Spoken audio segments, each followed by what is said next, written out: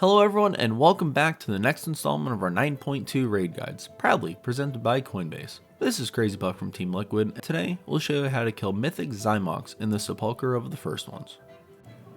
As a reminder, all of our Mythic guides are written with the assumption you understand how the fight works on Heroic.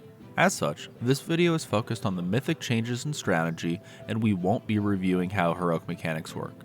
If you need a refresher on the basic mechanics, check out the Heroic guide video on our channel. For this fight, we recommend a comp of 2 tanks, 4 healers, and 14 DPS. On Mythic, this fight's changes are pretty blatant. Throughout the fight, you'll get 3 extra sets of adds. These will spawn on each of the 3 platforms near the primary one.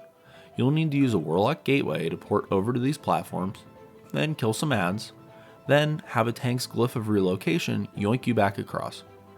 These platforms activate one at a time, with the initial one happening right after you pull, the second activating immediately following the first intermission, and the third platform activating immediately following the second intermission.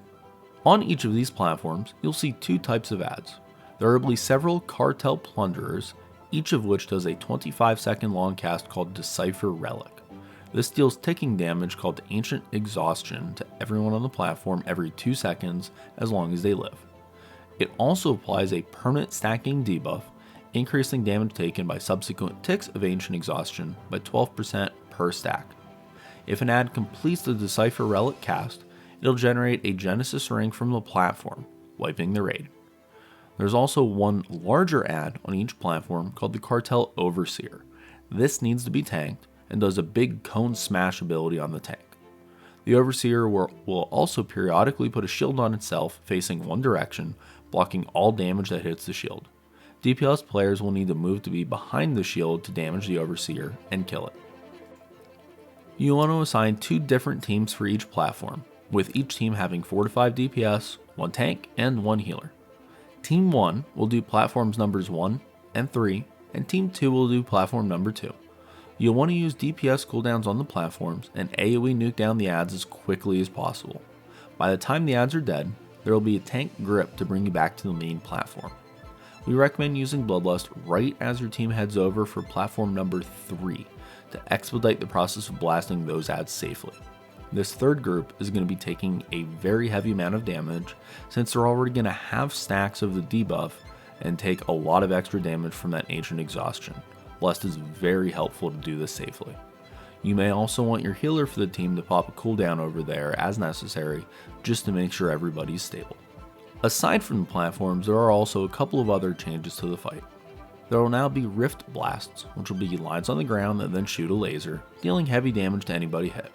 This is fairly simple, just don't get hit by the laser.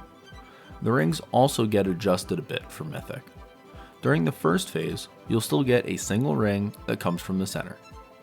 After the first intermission, you'll now get 2 rings per cast. The first one will come from the center, and the second one will come from the outside.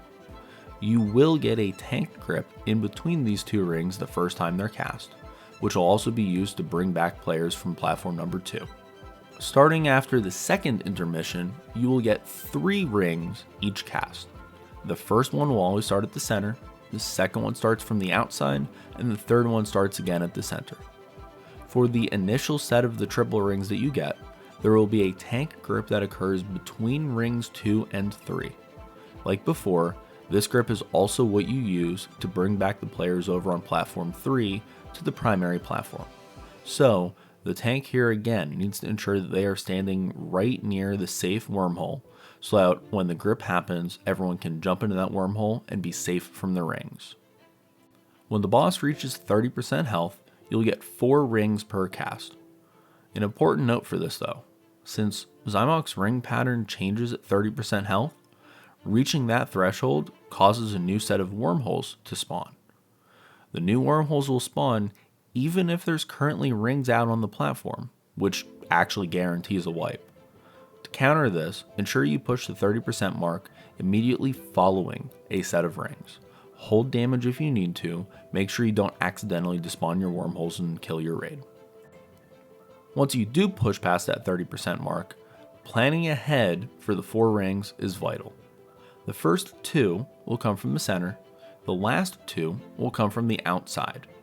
These rings, actually, end up being easier than you think if you plan and position accordingly. You'll place one wormhole directly in the center on top of the relic, and the other one will be all of the way in the furthest edge of the southwestern corner. With this setup, you can wormhole across 2 rings at a time. So when the rings spawn, everybody will move to the southwest wormhole.